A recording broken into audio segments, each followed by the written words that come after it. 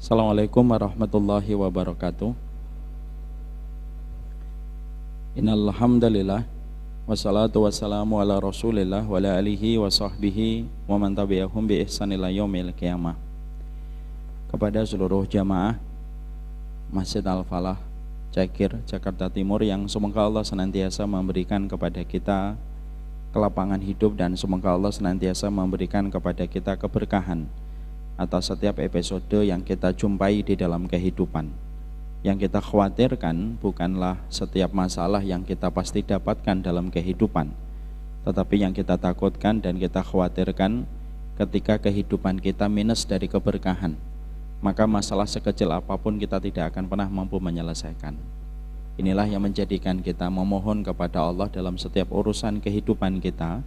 Kita memohon semoga Allah senantiasa menganugerahkan kita dengan sebuah pola keberkahan, karena setiap keberkahan yang kita peroleh dan kita dapatkan, itulah yang menjadikan kita diberikan kemampuan oleh Allah untuk menyelesaikan setiap episode masalah yang kita hadapi. Semoga Allah memberikan kepada kita keberkahan di dalam setiap urusan kehidupan kita.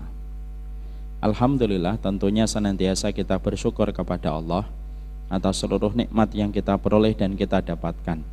Seiring dengan waktu, semakin kita paham bahwasanya kita tidak membutuhkan kepuasan, tetapi yang kita butuhkan itu adalah kelapangan. Seiring dengan waktu, semakin kita paham yang kita butuhkan itu bukan kemewahan tetapi adalah kecukupan.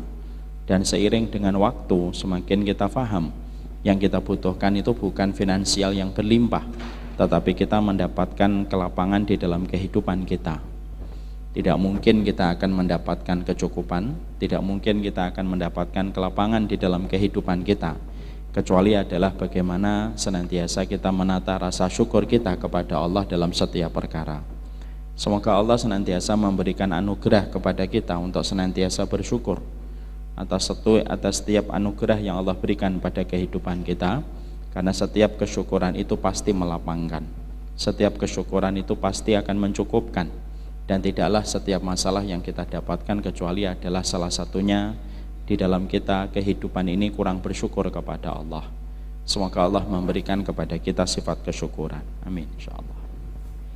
Kita pada kesempatan hari ini akan melanjutkan kembali, dan bisa jadi ini merupakan pertemuan yang terakhir pada doa yang ke-17 setelah pembahasan kita 3 kali atau 2 kali. Kita membahas tentang doa yang dilantunkan oleh Nabi Ibrahim, yang Allah abadikan doa ini pada surat Ibrahim surat ke-14, dan Allah letakkan pada ayat yang ke-41, di mana doa ini merupakan doa yang luar biasa.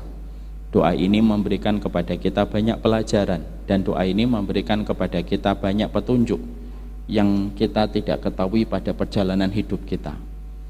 Kita kemarin sudah membahas beberapa poin penting, betapa pentingnya doa ini untuk kita ucapkan ketika Nabi Ibrahim sebagai orang yang paling paham tentang Allah. Nabi Ibrahim itu berdoa meminta kepada Allah. Di dalam proposal doanya Nabi Ibrahim, beliau mengatakan kepada Rabb-nya dan kepada kekasih hatinya, yaitu adalah Allah. Rabbana firli wali walidayya walil mu'minina yauma yaqumul hisab. Ya Allah, ampunilah dosa-dosaku, ampunilah dosa kepada orang tuaku, dan ampunilah dosa setiap orang yang beriman pada waktu ditegakkan pengadilan hisab kelak, pada waktu di akhirat.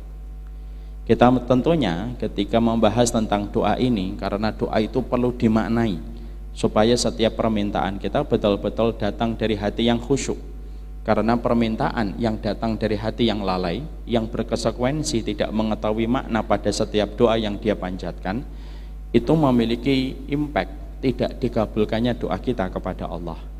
Hari ini, kata para ulama, hari ini kita tidak kekurangan buku doa yang begitu banyak dijual di toko buku, dan begitu banyak kita jumpai di masjid ataupun di perpustakaan. Yang hilang itu bukan matanya, bukan tulisan pada doa itu, tetapi yang hilang itu adalah pada makna setiap doa yang diajarkan para nabi dan para rasul di dalam kehidupan kita.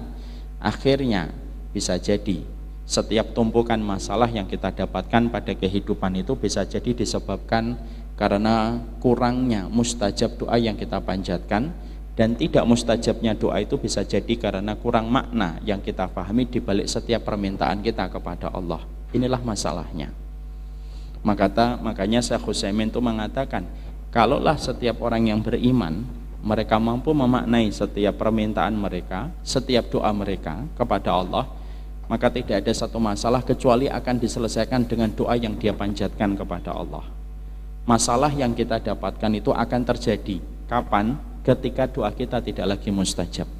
Kapan orang tua, kapan seorang suami menghadapi banyak masalah, kalau doanya tidak lagi mustajab, maka akhirnya apa yang dia lakukan kepada istrinya tidak bisa memberikan banyak kebaikan, dan mungkin dia tidak mendapatkan kebahagiaan ketika doanya dia kepada istri tidak lagi dikabulkan oleh Allah. Kapan seorang wanita, seorang istri mulai mendapatkan banyak masalah? Ya ketika doanya tidak lagi mustajab.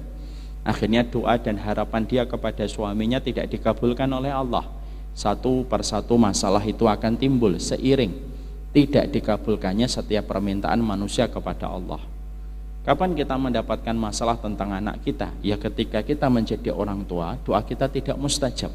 Kalau doa kita tidak lagi mustajab, satu persatu masalah kita akan jumpai dan kita dapatkan. Inilah yang menjadikan kita harus menghadirkan makna dari apa yang disampaikan oleh Nabi Shallallahu Alaihi Wasallam, ad-du'a'u silahul mu'min. Doa itu senjatanya orang yang beriman. Kalau doa itu disebut oleh Rasulullah Shallallahu Alaihi Wasallam dengan kata silahun, silahun itu senjata, yang artinya kita bisa mendapatkan sesuatu dengan mudah kalau kita punya senjata. Kita ingin mendapatkan kelapa, kalau kita punya senjata yang bernama golok, maka isi kelapa itu kita dapatkan tidak sampai 5 menit. Kalau kita punya goloknya. Tapi kalau kita punya kelapa, tidak punya golok, mungkin kita membutuhkan waktu 3 jam, 4 jam. Bagaimana mengupasnya, bagaimana memecahkannya menjadi sulit ketika kita tidak memiliki senjata yang bernama golok untuk membuka kelapa itu.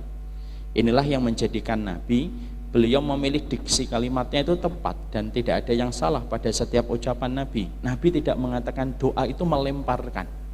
Nabi tidak mengatakan doa itu mendorong. Tapi Nabi itu memilih sebuah kata yang tepat, di mana perkataan Nabi menggambarkan makna yang dalam. Doa itu silah, doa itu senjata orang yang beriman, karena dengan apa yang kita miliki pada kekuatan senjata, maka itu yang akan menyelesaikan banyak persoalan di dalam kehidupan kita. Senjatanya kita kalau safar, ya mobil, perjalanan kita lebih cepat. Senjatanya kita ketika kita ingin memiliki satu bisnis, salah satunya modal, maka menjadikan bisnis kita akan lebih mudah untuk bergerak. Dan itulah yang dimaksudkan dengan senjata. Itu yang dikatakan oleh Nabi. Makanya Masya Allah, saya akan mengajak sebentar untuk kita mentadaburi sebuah sirah. Bagaimana kalau doa itu sudah tidak lagi mustajab, maka berimpak dan berdampak pada banyak hal. Ada satu kejadian yang direkam oleh Imam Adz-Dzahabi. Di dalam kitabnya beliau mengutarakan sebuah fakta, sebuah data, bagaimana sebuah perkara ini terjadi dan ada kaitannya erat dengan yang namanya doa.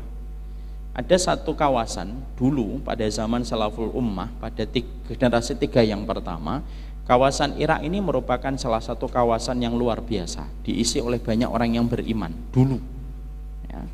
Maka pada saat itu orang-orang di Irak ini, mereka Masya Allah, tidaklah mereka menghadapi satu pemimpin yang zalim yang saat itu bernama Hajjaj bin Yusuf. Hajjaj bin Yusuf ini pemimpin yang suka membunuh kaum muslimin. Dia membunuh banyak ulama, dia mengalirkan banyak darah dan tidak terhitung berapa ratus darah yang telah dialirkan oleh Hajjaj bin Yusuf. Yang menarik adalah Hajjaj bin Yusuf itu kalau menaruh seseorang untuk menguasai wilayah Irak, tidak lama setiap pemimpin yang ditunjuk oleh Hajjaj bin Yusuf itu meninggal. Karena orang-orang Irak itu mendoakan bahwasanya siapapun yang mendukung Hajjaj bin Yusuf tidak berumur panjang. Dan setiap mereka mengangkat tangan dikabulkan oleh Allah.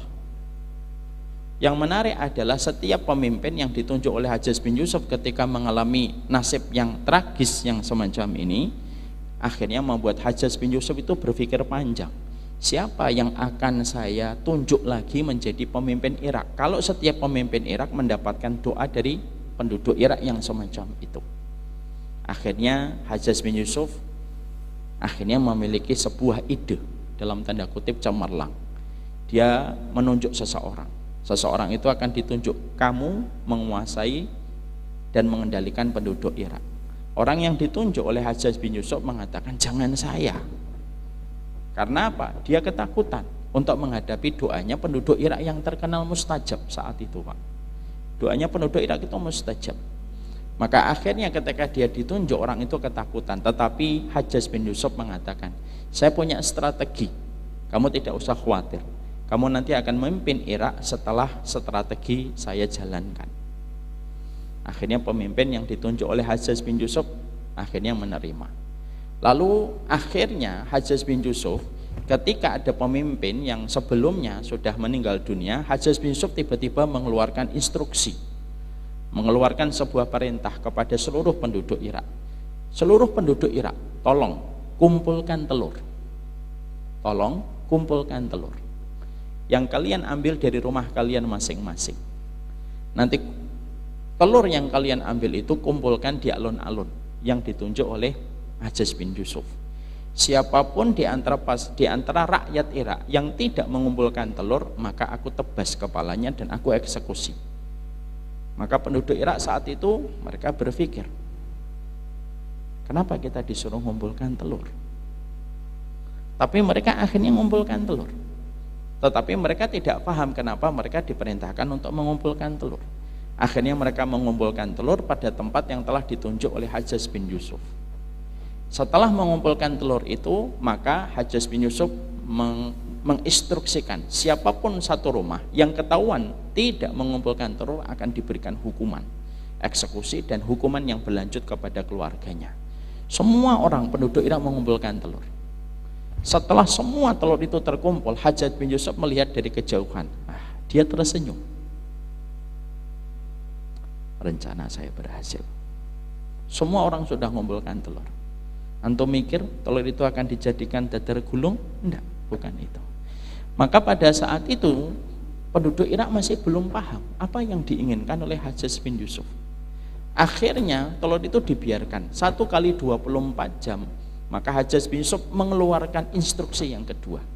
Dalam waktu 1 kali 24 jam setelah semua telur dikumpulkan dari penduduk Irak. Apa instruksi yang kedua? Hajjaj bin Yusuf mengatakan kepada seluruh penduduk Irak, semua rakyat Irak yang kemarin mengumpulkan telur harap mengambil telurnya kembali masing-masing. Harap mengambil telurnya kembali masing-masing. Maka penduduk Irak kaget, loh ini instruksinya gimana sih? Membingungkan. Kemarin suruh mengumpulkan telur, sekarang kita disuruh ngambil telur kembali. Maka akhirnya penduduk Irak bersungut-sungut mengambil kembali telur. Ketika mereka kumpul di tempat yang ditunjuk kemarin, ketika mereka mengumpulkan telur, mereka bingung, telur mereka yang mana? Karena telur itu sudah bercampur aduk menjadi satu. Akhirnya apa? Akhirnya orang mengambil sembarangan telurnya dan serampangan telurnya. Bisa jadi ada yang telurnya kecil, ketika mengambil telurnya lebih besar. Atau bisa jadi telur yang kemarin dia kumpulkan lebih besar, tapi 1 kali 24 jam dia mengambil telur yang lebih kecil. Akhirnya diambil. Setelah diambil, Hajjaj bin Yusuf menunggu waktu 1 kali 7 hari. Lalu akhirnya setelah 1 kali 7 hari, akhirnya Hajjaj bin Yusuf berkata kepada orang yang telah ditunjuk untuk menjadi pemimpin Irak, saatnya kamu jadi pemimpin Irak. Pemimpin Irak yang ditunjuk oleh Hajjaj bin Yusuf berkata, yakin? Iya. Saya tidak akan bernasib naas dan tragis sebagaimana pemimpin sebelum saya. Enggak. Insya Allah enggak. Insya Allah enggak. Tapi betul nanti jangan setelah ini saya mati. Enggak. Yakin sama saya. Setelah itu dilantik pemimpin Irak ini. Dan memang sebagaimana kebiasaan masyarakat di kota Irak, mereka mengangkat tangan, ya Allah, kalau ini hanyalah perpanjangan dari kejahatan dari Hajjaj bin Yusuf untuk memenggal kepala-kepala kami dan nasib warga kami, maka jangan lamakan dia untuk menjadi pesuruhnya Hajjaj bin Yusuf. Doa itu dipanjatkan oleh masyarakat Irak sebagaimana kebiasaan mereka sebelumnya. 1 hari tidak ada perubahan, 2 hari tidak ada perubahan, 3 hari tidak ada perubahan, 4 hari tidak ada perubahan. Bahkan pemimpin Irak itu semakin sehat dan semakin sehat.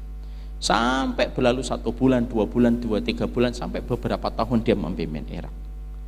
Yang menjadi akhirnya perenungan oleh masyarakat Irak pada saat itu, loh kenapa kok doa kami tidak lagi mustajab? Akhirnya mereka ngadu kepada salah satu ulama di antara kalangan tabi'ut tabi'in. Kami mendapati masalah begini. Lalu kami berdoa. Tapi setelah itu kami tidak lagi mustajab doa kami. Lalu ulama ini berkata kepada penduduk Irak dari beberapa perwakilan mereka, kalian masih ingat ketika kalian disuruh mengumpulkan telur? Iya. Kalian mengumpulkan telur? Iya. Setelah kalian mengumpulkan telur, lalu setelah itu kalian disuruh untuk mengambil telur kembali? Betul. Apakah kalian mengambil telur kalian masing-masing? Maka perwakilan dari rakyat Irak berkata, ya enggak, kan kami enggak ngerti telur kami yang mana, karena kami enggak ngasih nama telur-telur kami. Maka pada saat itulah ulama ini lalu berkata, telur syubhat yang kalian ambil, itulah yang menjadikan kalian sedang dihukum oleh Allah, doa kalian tidak lagi mustajab. Bapak, cuma telur Pak. Apa toh bedanya telur agak kecil sama telur agak besar? Bagi kita, bagi hitungan Allah itu beda. Akhirnya gara-gara telur yang kecil dan telur yang besar itu akhirnya mempengaruhi doa mereka kepada Allah. Apa yang kita ambil pelajaran dari masalah ini? Kalau telur saja, perbedaan gramnya saja bisa menjadi syubhat ketika masuk ke perut, akhirnya mempengaruhi doanya seorang manusia kepada Allah. Kita bisa membayangkan, jangan-jangan masalah yang kita jumpai pada kehidupan ini jangan-jangan ya karena tidak mustajabnya doa kita.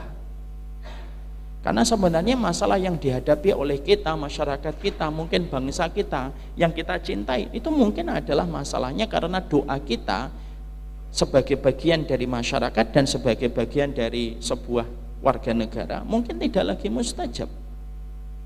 Ketika tidak lagi mustajab, inilah yang akhirnya menimbulkan banyak persoalan dalam kehidupan kita. Betul kata Syekh Utsaimin, hari ini zaman ketika doa itu maknanya, doa itu banyak ditulis dan tidak hilang. Tidak ada satupun doa dari para nabi yang jatuh dan terhapus oleh waktu, tidak ada. Semua doanya para nabi dicatat, diabadikan oleh Allah. Rasulullah menyampaikan dalam banyak hadis sahih tentang doa para nabi dan doa orang solih.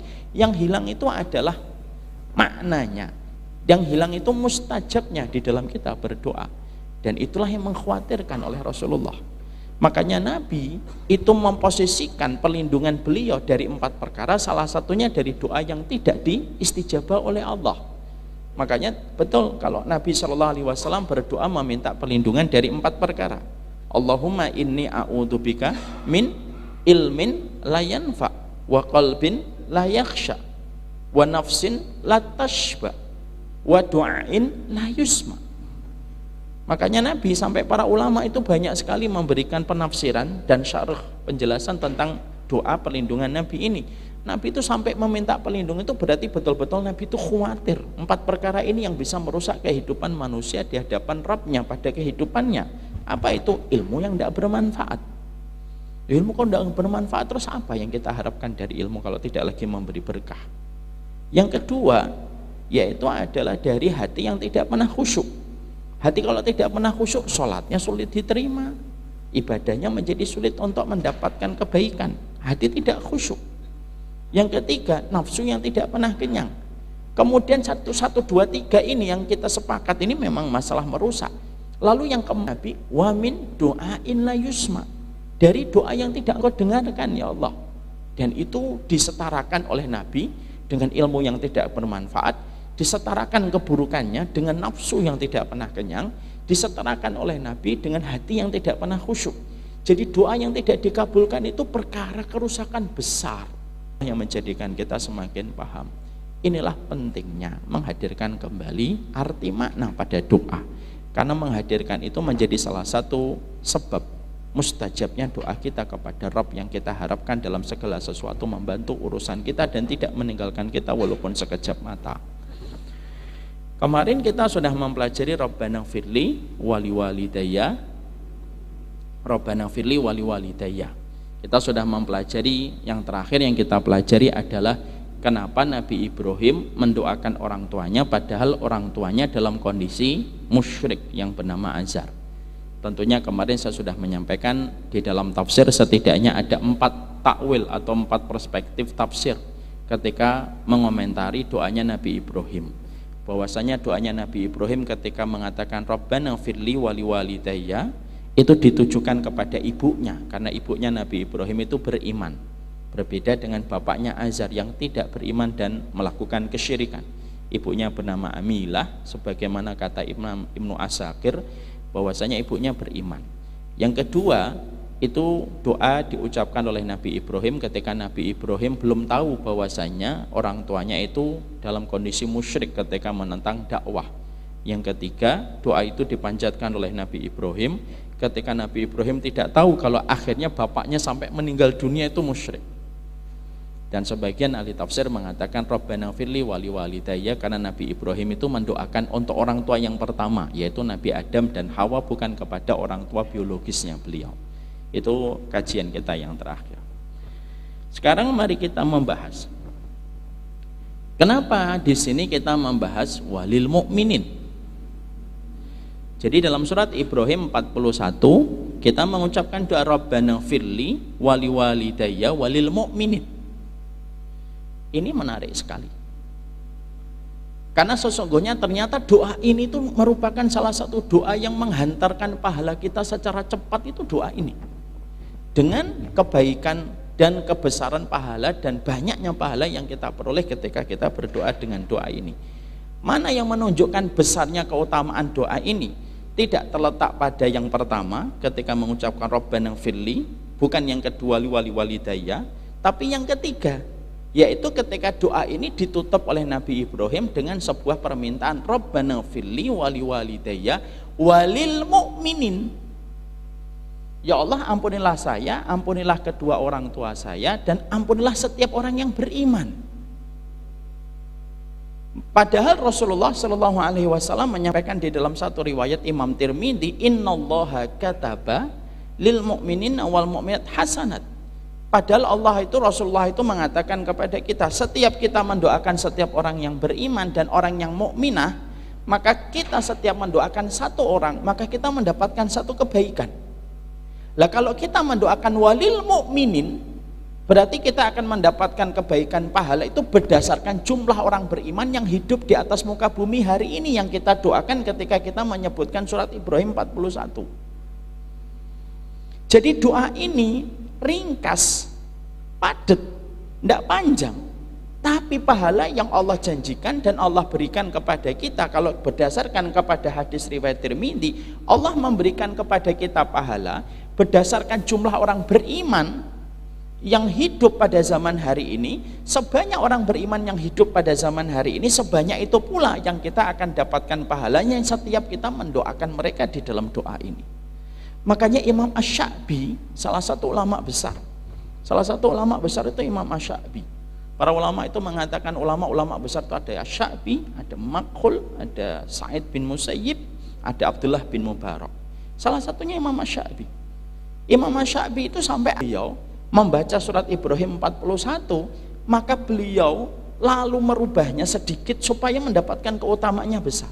Maka Imam Asy-Sya'bi itu dengan berpijak pada surat Ibrahim 41, kalau beliau itu berdoa, beliau itu mendoakan begini, ya Allah, ampunilah saya, ampunilah kedua orang tua saya, dan ampunilah setiap orang yang beriman min ummati Nuh wa Ibrahim wa Musa wa Isa wa Muhammad. Jadi kalau beliau berdoa itu apa? Ya Allah, ampunilah saya, ampunilah kedua orang tua saya, dan ampunilah setiap orang yang beriman semenjak umatnya Nabi Nuh sampai umatnya Rasulullah Shallallahu Alaihi Wasallam. Antum bisa bayangkan itu berapa miliar itu orang yang beriman kalau betul-betul memang itulah yang apa? Kalau memang itu adalah orang yang betul-betul beriman kepada Allah. Itu Imam Asy-Sya'bi, salah satu ulama besar. Imam Asy-Sya'bi ini, saya punya kisah sendiri. Imam Asy-Sya'bi itu orangnya luar biasa, hafal ribuan hadis tapi nggak pernah dicatat. Itu Imam Asy-Sya'bi. Imam Asy-Sya'bi itu pernah ditanya sama seorang murid gitu ya, ketika beliau menjelaskan tentang masalah iblis. Iblis itu menikah dan punya anak, punya istri dan punya anak. Ada salah satu muridnya serius tanya sama Imam Asy-Sya'bi, kalau memang iblis itu punya istri, punya anak, siapa nama istrinya wahai Imam Asy-Sya'bi? Jawaban Imam Asy-Syafi'i itu bagus. Nah itu saya tidak tahu, karena ketika dia menikah saya tidak diundang. Itu jawaban Imam Asy-Syafi'i. Maka kembali tadi, maka itu yang akhirnya menjelaskan kepada kita bahwasanya keutamanya besar. Makanya ketika kita berdoa dengan doa ini lalu menutupnya dengan kata walil mu'minin, maka ini merupakan sebuah impact yang besar. Dan sesungguhnya hal-hal semacam ini dibuat oleh Allah di dalam doa untuk menutupi kelemahan kita ketika kita tidak bisa beribadah kepada Allah sebanyak yang kita inginkan. Allah itu meringankan. Kan saya sudah ngomong ya di sini atau belum? Coba lihat dalam zikir pagi. Zikir pagi aja kita diringankan oleh Rasulullah. Saya tanya sama Pak Iban kalau baca subhanallah paling banyak pernah 1 juta Pak? 100. Pernah nggak untuk baca subhanallah itu wa bihamdi 100 juta? Saya yakin insya Allah bukan saya suudon, tapi memang fakta. Mungkin antum tidak pernah. Tapi ternyata sunnahnya, lihat bagaimana zikir pagi diajarkan oleh Nabi. Kalau kita tidak bisa zikir sampai jutaan, cukup kita mengucapkan subhanallah wa bihamdi adada khalqihi wa zinata arsyihi wa midada kalimatihi. Ya Allah, saya mengucapkan segala pujian kepada Engkau sebanyak jumlah makhlukmu yang Kau ciptakan. Coba hitung makhluknya Allah. Hitung makhluknya Allah. Itu baru adada khalqihi, belum wazinata arsyihi, seberat arsy-Mu. Padahal makhluk yang paling berat itu arsy Allah, Pak. Kita paham ya, ini alam semesta ini yang kita hari ini kalau mengikuti informasi dari NASA, kita itu mungkin akan terkaget-kaget. Ternyata bumi itu planet kecil di antara jutaan planet di alam semesta. Masya Allah, Pak. Maka kata Rasulullah, di atas langit ini ada langit 7 langit, Pak. Ada langit pertama dengan langit yang kedua sejarak perjalanan 500 tahun. Langit yang kedua dengan langit yang ketiga sejarak 500 tahun, Pak. Sampai nembus langit yang ketujuh. Langit yang ketujuh di atasnya air. Makanya saya kaget, saya sampai sujud saya. Saya baca di penelitian NASA katanya semakin tinggi kandungan air itu semakin besar. Makanya Rasulullah mengatakan di atas langit yang ketujuh itu ada lautan. Dasarnya sampai puncaknya 500 tahun perjalanan. Di atas lautan itu baru arsy Allah.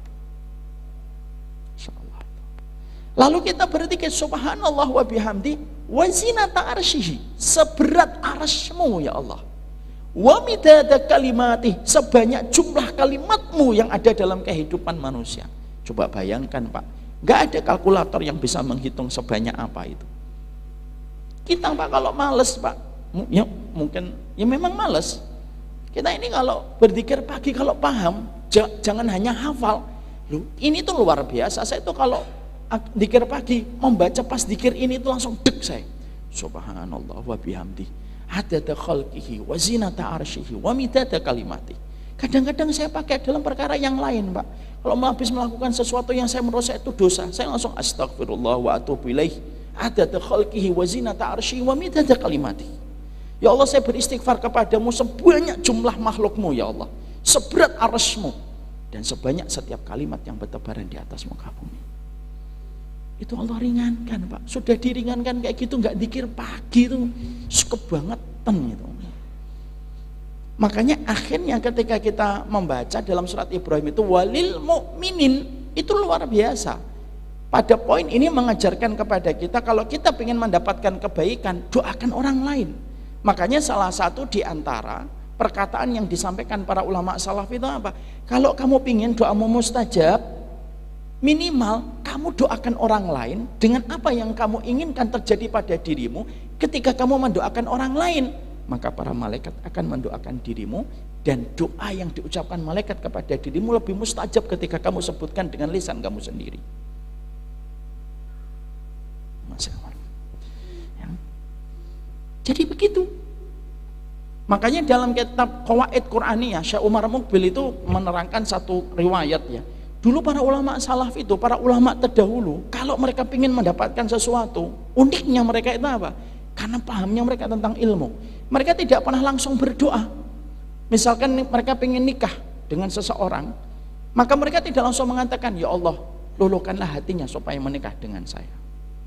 Ini contohnya sebenarnya sudah expired untuk saya, tapi contoh aja. Tapi mereka itu berkata, ya Allah, semoga Pak Haiban menikah dengannya. Semoga Pak Haiban dimudahkan nikah. Maka pada saat itu malaikat mendoakan untuk kita. Itu caranya. Sehingga kalau kita ingin mendapatkan, kita ingin untuk dibayarkan utangnya oleh Allah, maka katakan, ya Allah, fulan ini punya utang, ya Allah bayarkanlah hutangnya. Maka akhirnya malaikat mendoakan untuk kita. Dan itu salah satu di antara penyebab yang menyebabkan doa kita mustajab.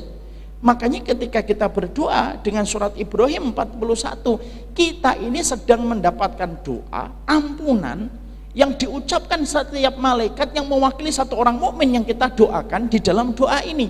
Berarti sebanyak orang mukmin yang hidup di atas muka bumi ini, sebanyak itu pula malaikat mendoakan untuk kita supaya kita diampuni oleh Allah. Dan itu jelasin kepada kita. Itulah luar biasanya surat Ibrahim 41. Makanya kalau nggak sampai apal kebangetan, Pak. Rabbana firli wali walidayya walil mu'minin. Dan itu menunjukkan kepada kita bahwasanya Allah itu mengajarkan kepada orang beriman, jangan egosentris. Jangan hanya berdoa untuk dirimu, jangan hanya berdoa untuk keluargamu, tapi kamu tidak mendoakan orang yang beriman. Makanya sampai Allah ajarkan sebagaimana Nabi Ibrahim itu tidak pernah berpikir secara pribadi, individualistis, tapi Nabi Ibrahim itu berdoa kepada orang yang beriman. Seluruhnya orang beriman didoakan Nabi Ibrahim. Karena Nabi Ibrahim membutuhkan ampunan, makanya beliau meminta supaya seluruh orang beriman diampuni, maka beliau akan mendapatkan doa sebanyak para malaikat yang mewakili orang yang beriman itu. Kita bisa bayangkan, Pak, didoakan malaikat itu sekuat apa kedudukan kita. Saya ini, Pak, saya ceritakan kisah nyata. Saya pernah punya teman, Pak, sahabat saya. Satu malam, beliau saat itu kita masih kuliah di Fakultas Syariah. Satu waktu beliau bermalam di rumah saya, di kos-kosan saya, di tempat asrama saya. Malam beliau bangun. Saat itu saya mau bangun, qadarullah saya belum langsung mau bangun. Ketika saya mendengar beliau itu lagi berdoa, pura-pura saya tidur. Lalu lirih dia berdoa itu, dan salah satu di antara nama yang beliau sebutkan di dalam doanya itu nama saya. Masya Allah, saya nangis itu ketika tidur. Bangun, ya pura-pura saya tidak tahu. Dan sampai sekarang dia pun tidak pernah sadar kalau saya pernah mendengar doa itu. Saya mencintai beliau karena Allah. Saya ingin menggunakan sebuah perenungan dengan analogi sederhana. Didoakan manusia, disebutkan namanya aja senang, apalagi didoakan para malaikat. Sedahsyat apa itu, dan kita mendapatkan doanya malaikat bukan hanya satu. Kalau kita mengatakan walil mu'minin, Bapak bayangkan orang yang ada di Amerika, orang yang ada di Rusia, orang yang ada di Papua, kalau mereka beriman, setiap para malaikat yang mewakili mereka mendoakan untuk kita. Dan itulah keberkahan besar yang kita dapatkan di dalam doa Rabbana firli wali walidayya walil mu'minin. Makanya Masya Allah, betul kata Imam Ibnu Rajab. Ibnu Rajab itu berkata begini, tanda bersihnya hati itu memiliki sifat dan karakteristik yang banyak. Nanti cek di dalam kitab Tazkiyatun Nafas. Salah satu karakteristik hati yang sehat dan hati yang bersih itu apa? Ketika mereka tidak pernah lupa untuk mendoakan saudara-saudara mereka di dalam doa yang dia panjatkan kepada Allah. Makanya Bapak, kalau ingin tahu hati kita bersih atau tidak, kalau kita memakai qaul asarnya dari Imam Ibnu Rajab, simple. Sebanyak apa kamu mendoakan orang beriman, sebersih itulah hatimu. Makanya Masya Allah, banyak di antara kita yang terkadang sudah membenci dulu, tapi kita tidak pernah mendoakan. Kita suka mencela kegelapan, tapi kita tidak pernah mendoakan. Padahal doa itu merupakan bagian dari tanda kebersihan hati kita. Makanya lihat Pak, doa-doa yang Allah abadikan dalam Quran itu selalu ada kata mendoakan orang yang beriman. Ya, selalu ada kata untuk mendoakan orang yang beriman. Karena apa? Itulah tanda ibadur rahman. Mereka mencintai orang yang beriman karena mereka tahu orang yang beriman itu sama-sama mencintai Allah. lalu didoakan. Ya. Maka itulah yang menjadikan kebersihan hati kita. Sama pula Pak, kita ini Masya Allah ya, sering dilupakan setan. Bukan hanya mendoakan orang beriman, mendoakan istri kita saja sering lupa. Padahal Syekh Utsaimin itu mengatakan kepada kita, Syekh Utsaimin mengatakan, kalau ada seorang suami mencintai istrinya, tanda cinta itu simpel. Sebanyak apa kamu menyebut istrimu di hadapan Allah. Sama pula kalau ada istri ditanya sama seseorang, kamu cinta nggak sama suamimu? Simple. Dia nggak usah langsung jawab, kasih aja indikator. Nggak usah dijawab Bu, tapi jawab yang pertanyaan yang lain. Pertanyaannya adalah, sesering apa engkau mendoakan suamimu, menyebut nama suamimu? Maka itulah tanda cintanya benar kepada Allah ketika dia menyertakan nama pasangannya. Itu pasangan Pak, belum mendoakan orang beriman. Sekarang jujur deh, sudahkah kita mendoakan orang yang hari ini berzina supaya mereka taubat? Sudahkah kita mendoakan orang-orang yang hari ini membenci syariat Allah supaya mereka menyadari betapa indahnya syariat Allah? Sudahkah kita mendoakan orang-orang hari ini yang belum pakai hijab yang di luar, semoga mereka itu diberikan oleh Allah hidayah untuk kembali menikmati hijab? Sudah pernah nggak kita mendoakan orang yang hari ini belum mendapatkan hidayah iman supaya mereka itu beriman sebelum mereka wafat? Di situ jawaban dari pertanyaan sederhana itu menunjukkan kebersihan hati kita. Rasulullah itu selalu mendoakan Pak. Makanya akhirnya ketika beliau dilempari batu oleh penduduk Taif, yang dikedepankan Rasulullah itu mendoakan. Maaf ya Pak, kadang-kadang ada dai, betul kita memang harus amar ma'ruf nahi mungkar, tapi sebelum itu ditegakkan, sudah sesering apa kita mendoakan orang yang menjadi objek dari dakwah kita? Nabi itu ketika dilempari batu, bisa beliau itu mengatakan Allahumma firli qaumi fa innahum qaumun la ya'lamun. Nabi lagi dilempari batu, itu bisa mengatakan ampunilah kaumku di Taif itu, sesungguhnya mereka itu adalah kaum yang tidak mengetahui. Loh, doanya Nabi itu mustajab Pak. Penduduk Taif itu sekarang beriman Pak. 99,9%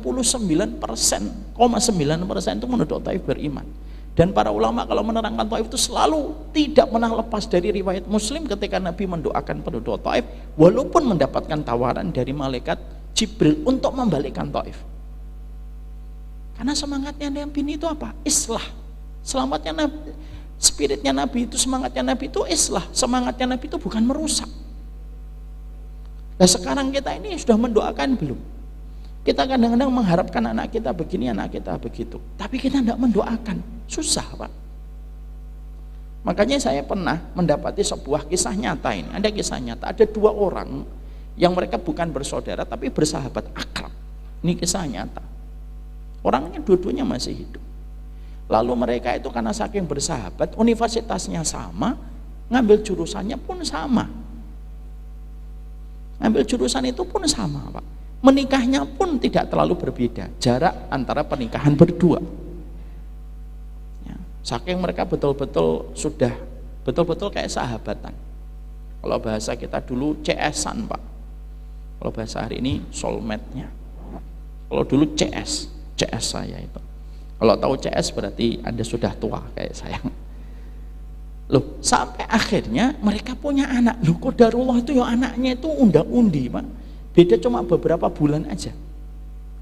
Sampai akhirnya pada satu waktu ketika anaknya sudah menginjak umur 10 tahun, ada satu kejadian. Yang pertama, salah satu dari dua orang bersahabat ini mendapati anaknya susah diajak sholat. Setiap ada adzan diajak sholat itu sulit luar biasa. Sampai satu waktu sang bapak sempat emosi, mau ditampar anaknya ketika sulit untuk diajak ke masjid. Ketika beliau menahan diri, tidak jadi nampar, beliau pergi. Lalu beliau pergi ke tempat sahabatnya. Nah, dia menjumpai di tempat sahabatnya yang umurnya nggak terlalu jauh dengan umurnya anak beliau. Ternyata adzan langsung ambil air wudhu, langsung ambil gamis Pak. Ada nak, kamu nak, nggak usah khawatir. Langsung ambil gamis, langsung kemudian sholat. Langsung teman yang satu tuh nangis. Dalam perjalanan mereka ke masjid bareng, lalu kemudian ditanya, loh Kok anakmu bisa kayak gitu tuh apa? Kita nikahnya sama-sama ndak pacaran, kita juga kerjanya di kantor yang sama, kuliahnya juga dulu di kantor yang sama. Kok sekarang anak saya sulit dibawa ke masjid? Saya hampir nampar anak saya hari ini. Tapi anakmu begitu mudah untuk diajak ke sholat, mudah diajak ke masjid. Jawabannya, apa jawaban dari yang satunya? Saksikan jawabannya nanti habis salat Isya. Barakallahu fikum wa sallallahu ala nabiyyina Muhammad walhamdulillahirabbil alamin. Kita lanjutkan habis Isya. Assalamualaikum warahmatullahi wabarakatuh. Bismillah. Kita lanjutkan sebentar. Assalamualaikum warahmatullahi wabarakatuh.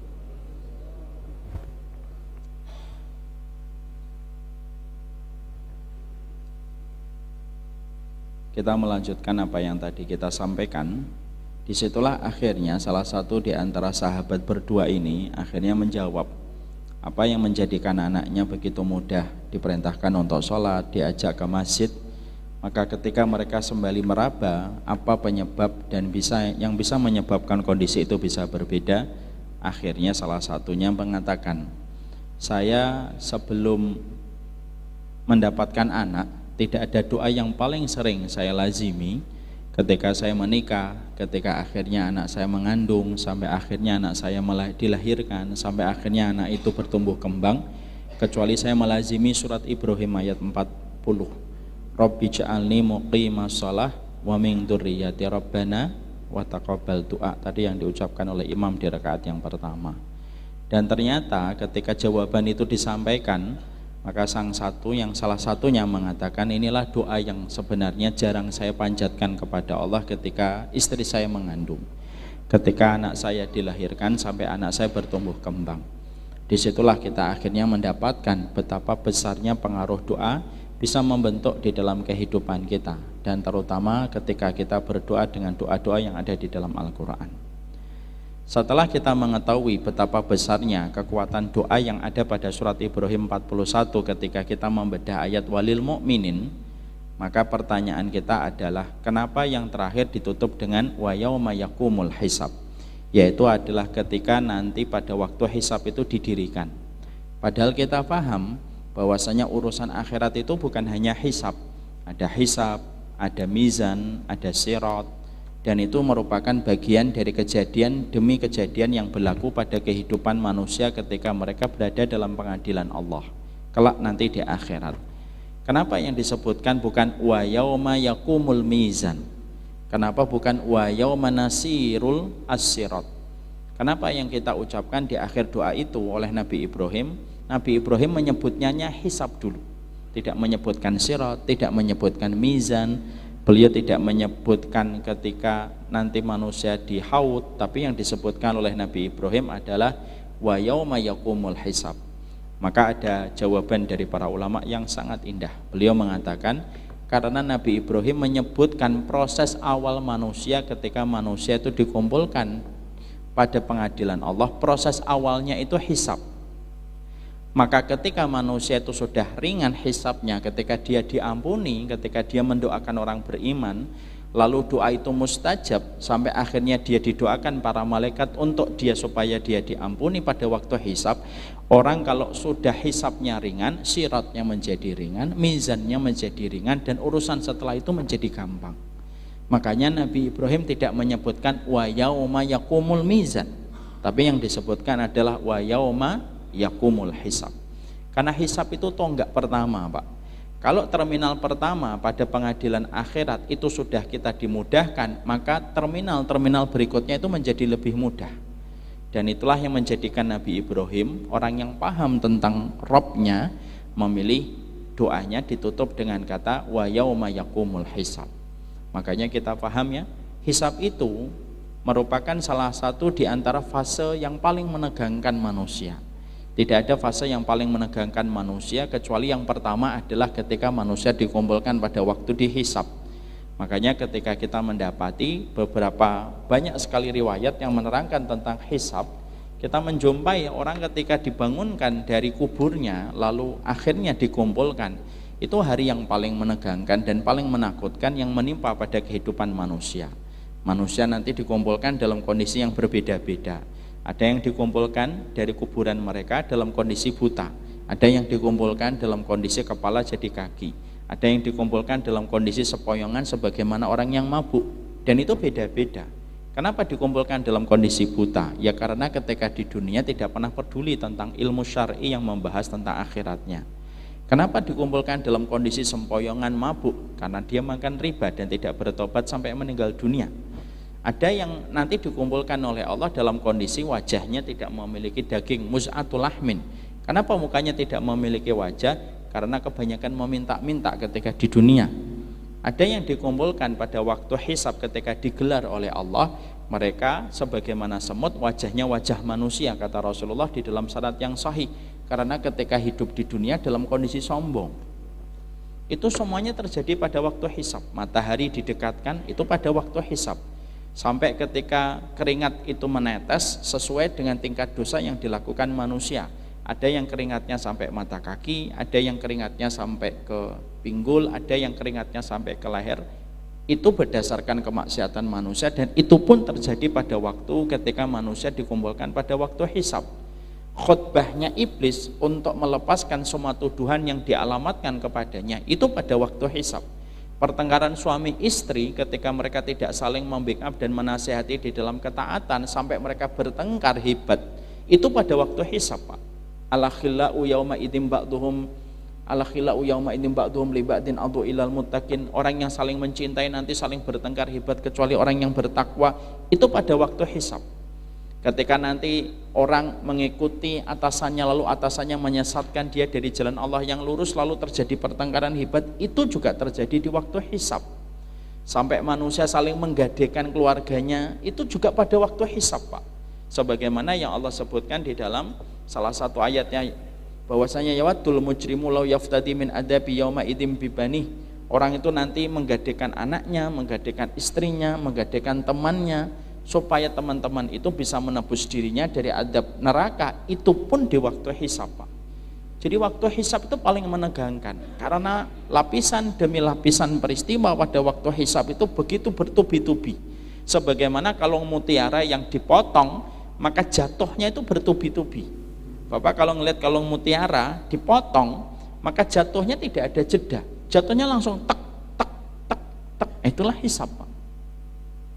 Makanya siapapun yang ringan ketika dia pada waktu melewati hisab, urusan siratnya jadi ringan, urusan mizannya jadi ringan, urusan ketika dia melewati jilatan api neraka ketika berada di atas jembatan Qontoroh, itu pun menjadi ringan ketika mereka sudah diringankan hisabnya. Dalam bahasa kita, kalau di terminal awal sudah lancar, terminal berikutnya jadi lebih lancar. Dan itulah maksud dari kekuatan ilmu Nabi Ibrahim ketika beliau memilih setiap kata pada doa yang beliau ucapkan pada surat Ibrahim 41, itu betul-betul luar biasa. Dipilihnya dengan kata wa yauma yaqumul hisab. Makanya hisab itu kan nanti menyisakan kepada kita dua. Ada orang yang nanti dihisab, itu metode manusia ketika mereka dihisab itu dua, Pak. Ada arat, ada munaqasyah.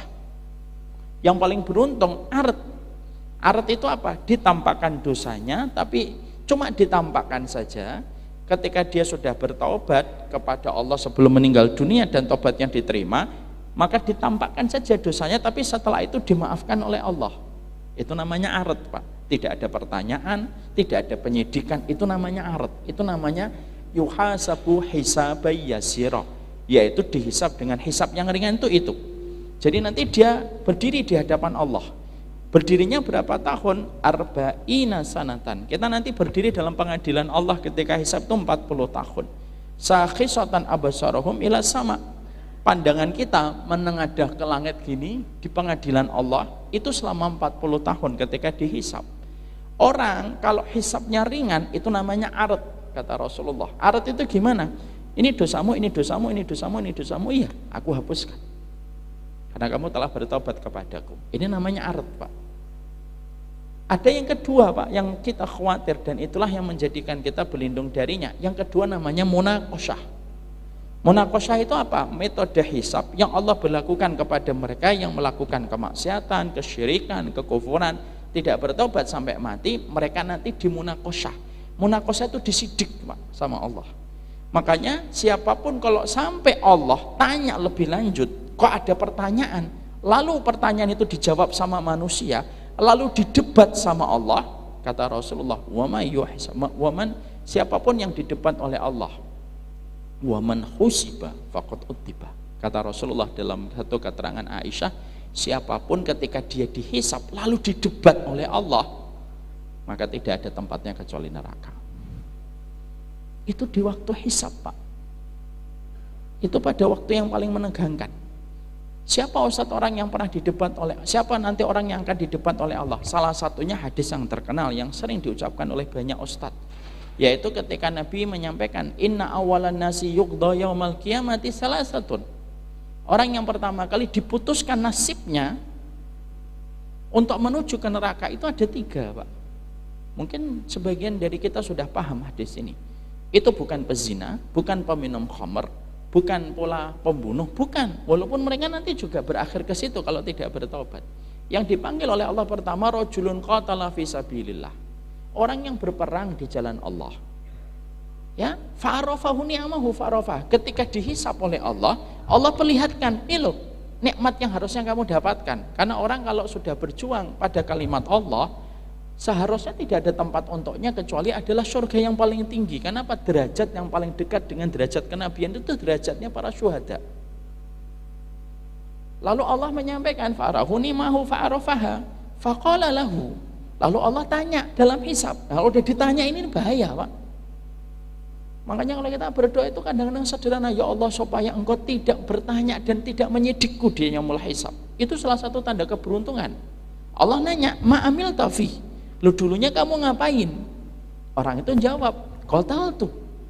Saya ini sepanjang hidupku itu berperang untuk membela kalimatmu. Ditanya lagi sama Allah, karena penyidikannya namanya munaqashah.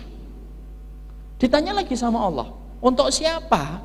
Fika, untukmu ya Allah. Lalu didebat oleh Allah, kadzabta, kamu bohong. Kamu berperang supaya kamu disebut pemberani dan kamu telah mendapatkan. Orang menyebutmu pemberani. Ini ciri khasnya di debat. Ini namanya munaqashah, Pak. Makanya akhirnya ujung dari dia itu kemana? Ujungnya itu menuju kepada neraka ketika dia didebat oleh Allah. Yang kedua siapa? Yang kedua itu adalah orang yang, Masya Allah, orang yang senantiasa rajulun ta'alamal ilma wa 'allamahu. Yang kedua, orang yang senantiasa belajar. Kayak apa, Pak? Wa 'allamahu, kayak saya ngajar. Wa qara'al Qur'an, dan membaca Al-Qur'an. Masya Allah kan, itu kan kedudukan tinggi. Siapa yang meragukan keutamaan orang yang ngaji? Siapa yang meragukan keutamaan orang yang berdakwah? Tidak ada. Dan siapa yang meragukan keutamaan orang membaca Quran? Tidak ada, Pak. Tapi dia dipanggil yang kedua. Lalu ditanya oleh Allah, ma'amil tafi, kamu ngapain? Orang itu jawab, ta'alamtul ilma wa alamtuhu wa qara'tul Qur'ana fika. Saya ini ngaji, saya ngajar, saya juga kemudian berdakwah membaca Al-Quran untukmu ya Allah. Didebat oleh Allah, kadzabta, kamu bohong.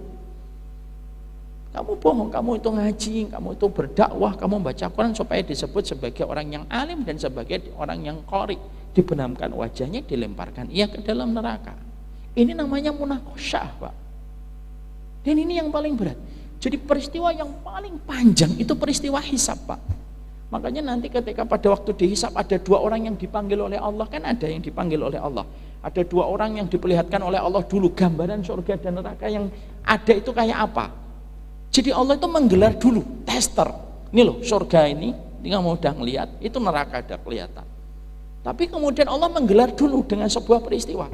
Allah panggil orang yang paling nikmat hidupnya ketika di dunia. Ibaratnya itu kalau pesan hotel, bukan hanya dia dapat kamar, Pak, dia beli hotelnya. Dia nggak pernah sedih. Yaitu ada orang yang mereka itu nikmat hidupnya itu nggak pernah sama sekali sepanjang hidupnya itu sedih. Lalu dipanggil oleh Allah, tapi dia penduduk neraka. Dipanggil oleh Allah, dihadapkan oleh Allah kepadanya. Ini pada waktu hisab. Kemudian Allah manggil yang kedua, yaitu adalah seseorang yang sepanjang hidupnya itu betul-betul kesedihan, betul. Hidupnya itu hanya masalah demi masalah, tidak ada habisnya. Tapi dia orang beriman, tapi dia mendapatkan surga. Dipanggil oleh Allah berdua. Seluruh mata, Pak, dari umatnya Nabi Adam sampai umat yang paling terakhir yang melihat surga itu melihat kejadian itu. Karena kalau manusia itu dihisab di atas mahsyar, Mahsyar itu ardun kakursatin naki laisa fiha alamun li ahadin. Padangnya padang mahsyar itu yang dipakai untuk menghisap manusia, itu tanahnya putih kayak adonan tepung berwarna kemerah-merahan. Dan tempat satu dengan tempat yang lain tidak terpengaruh oleh suara. Kalau kita kan terpengaruh suara, Pak. Ini saya ngomong di sini yang paling belakang mungkin beda. Volumenya mendengar ini dan tergantung sound systemnya. Kalau di akhirat itu enggak, Pak. Semua tempat sama kata Syekh Utsaimin. Makanya enggak ada alasan. Loh kamu kok enggak datang? Enggak dengar ya Allah? Enggak ada. Semuanya dengar. Bahkan bukan hanya pendengaran, Pak. Loh sampai urutan itu nanti urutan manusia ketika menuju kepada satu persatu episode akhirat itu, mereka tahu, Pak. Bahkan mereka lebih mengenal setiap rute menuju ke akhirat itu, lebih mengenal itu daripada rumah yang mereka dulu tinggali di dunia. Bapak kan kalau di rumah kan tahu detail. Di sini ini kamar, di sini ini. Yang paling banyak kecoanya yang sono. Yang paling enak itu kamar sini. Itu kita dengan rumah kita. Loh, manusia itu nanti di akhirat itu lebih mengenali rute akhirat daripada rumah yang pernah mereka tinggali di dunia, kata para ulama. Maka akhirnya dipanggil oleh Allah. Dipanggil oleh Allah. Orang yang dikasih nikmat sepanjang hidup nggak pernah sedih, Pak. Saya bayangkan itu hadisnya tidak pernah sama sekali sedih sepanjang hidupnya. Sampai mati itu nggak pernah sedih. Saking begitu gembiranya hidupnya dia. Ya sedih-sedih kehilangan, setelah itu hartanya nggak ketulungan banyaknya. Tapi dia penduduk neraka. Lalu Allah ambil, Allah celup itu. Allah celup dalam celupan neraka, satu celupan tok. Sabghah. Fayasbaghu finnari sabghatan. Dimasukkan dia ke neraka, satu celupan tok. Lalu diletakkan oleh Allah, disidang oleh Allah, dilihat oleh setiap orang di atas panggung, Pak. Kalau bahasa kita itu kayak di atas panggung, semua itu ngeliatin, Pak. Untuk menggambarkan surga dan neraka di belakang itu kayak apa? Tuh, itu hisab, Pak. Lalu Allah tanya, kamu ini rojulun adalah seorang laki-laki yang Allah kasihkan, yang aku kasihkan kepadamu itu nikmat yang nggak pernah putus. Tapi aku baru celupkan kamu ke neraka, satu celupan tok, padahal nanti kamu kekal di neraka. Lalu Allah tutup dengan sebuah kalimat pertanyaan yang tidak bisa dijawab, yang kemudian menimbulkan keperihan untuk menjawab. Hal mararta min naimin, setelah aku celupkan kamu ke neraka, masih tersisa enggak nikmatnya kamu dulu maksiat, hartamu banyak, milih perempuan, kamu zina, kamu semuanya kamu pilih, enggak pernah peduli tentang apa yang aku syariatkan dalam hidupmu. Kamu enggak pernah kekurangan sama sekali tentang materi dan jarang sedih. Setelah aku celupkan kamu ke dalam neraka, satu celupan tok. Dan Allah mengatakan, kamu nanti kekal di dalam neraka. Perhatikan jawabannya, fima makna. Ma marartu min naimin qattun. Ya Allah, saya itu enggak tahu artinya nikmat itu apa. Baru satu celup tok, Pak. Dan itu digelar oleh Allah itu waktu hisab, Pak. Gimana orang nggak tertekan, nggak stres, nggak frustasi, nggak amnesia, Pak? Itu pada waktu hisab itu. Kalau kita baca hadis, Pak, peristiwa demi peristiwa yang paling panjang itu pada waktu hisab. Kalau sudah hisab, tinggal mizan. Setelah mizan, baru kemudian pembagian kitab, lalu kemudian ngelewatin sirat. Kejadian demi kejadiannya nggak sebanyak ketika orang itu di waktu hisab. Maka ketika akhirnya dia jawab, ya Allah, saya tidak pernah ngerasain satu kenikmatan sama sekali setelah celupan neraka itu. Masya Allah. Seakan-akan kata Syekh Utsaimin, Masya Allah, nikmatnya orang zina, nikmatnya orang khomer, nikmatnya orang makan riba sampai dapat barang yang dia mau, semuanya itu hilang, tidak ada sisanya itu. Kalau sudah dicelupkan satu celupan neraka. Semua mata terbelalak yang merasa dirinya sebagai penduduk neraka itu, matanya terbelalak, Pak. Semakin ketakutan dan semakin berkeringat mereka. Akhirnya timbullah keringat demi keringat itu. Jadi keringat itu bukan hanya karena faktor matahari yang didekatkan, kata para ulama, tapi setiap lapis peristiwa itu semakin membuat orang itu berkeringat ketika pada saat itu.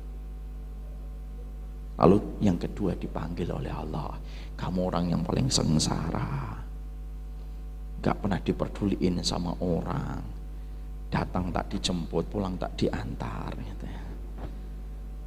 Gak punya uang, utang gak pernah selesai gitu. Tapi kamu orang beriman dan kamu sabar. Lalu diambil oleh Allah. lalu dimasukkan ke surga, fayasbaghu fil jannah sabgha, dimasukkan dia ke surga itu satu celupan tok Pak, tak langsung diangkat. Ditanya oleh Allah, hal mararta min bu'sin, masih kesisa enggak itu semua rasa perih, semua rasa penderitaan yang kamu dapatkan, dibully, dikomentari macam-macam, masih enggak kerasa? Orang itu senyum bahagia, sebahagia-bahagianya orang Pak. Dia mengatakan, ma marartu min bu'sin, saya tuh enggak ngerti arti penderitaan itu apa ya Allah. Saya tuh enggak ngerti arti penderitaan itu apa ya Allah. Dan dia tersenyum menatap apa yang akan dia dapatkan Pak. Itu digelar oleh Allah pada waktu hisab. Jadi akhirnya kita mentadaburi Rabbana firli wali walidayya walil mu'minin yauma yahkumul hisab. Kenapa yang disebutkan Nabi Ibrahim itu hisab? Oh, orang yang paling tahu tentang Allah dan orang yang paling tahu tentang hari akhir itu ya salah satunya Nabi Ibrahim. Jadi setiap pemilihannya itu mengandung kepada kita makna. Dan itulah yang dikatakan oleh para ulama, Nabi Ibrahim memilih kata hisab karena itu terminal pertama manusia. Dalam banyak terminal yang akan dilewati manusia dalam pengadilan akhirat. Lalu Bapak berdoa, Rabbana firli wali walidayya walil mu'minin yauma yaqumul hisab. Apa Bapak enggak senang didoakan ratusan juta malaikat yang mendoakan supaya Bapak diampuni pada waktu nanti dihisab, supaya mendapatkan arat dan tidak mendapatkan munakosyah? Itu yang dimaksudkan. Masya Allah ya. Jadi disinilah kita akhirnya memahami betul, luar biasa setiap kata yang dipakai oleh Nabi Ibrahim ketika beliau mengucapkan doa ini. Dan itulah kayanya setiap doanya para ulama, itulah kayanya doanya para nabi. Doanya para nabi itu nggak ada yang panjang Pak, simple, ringkes, tapi langsung kepada makna dan hajat yang mereka butuhkan kepada Allah. Itulah doanya para nabi dan para rasul. Makanya doa itu kadang-kadang sampai kita mendapati penjelasan dari Syekh Utsaimin, doa itu tidak usah panjang-panjang, ikutin aja doanya para nabi dan para rasul, tapi harus dengan makna. Itu yang paling penting.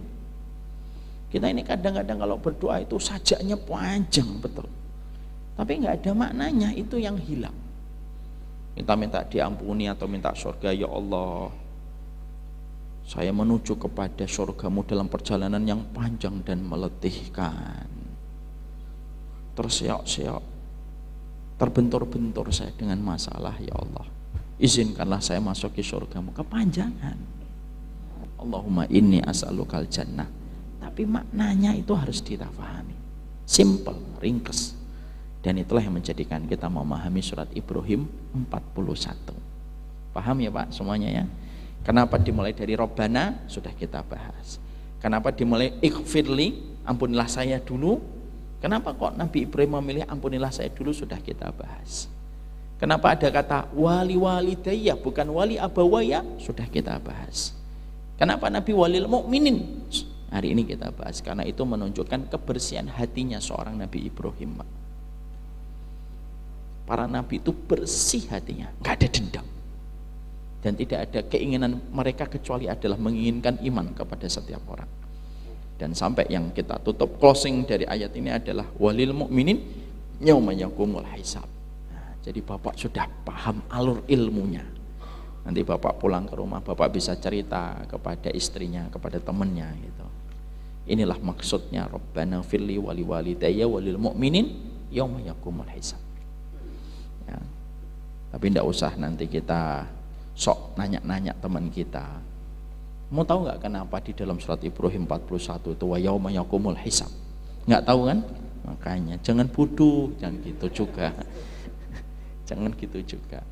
Doa itu maknanya kita pelajari supaya menambah amunisi kita berdoa kepada Allah. Nah, sudah selesai surat Ibrahim 41. Nah, sekarang baru kita buka tanya jawab di antara kita setelah 4 kali pertemuan ya Pak, 3 kali ya, 3 kali pertemuan.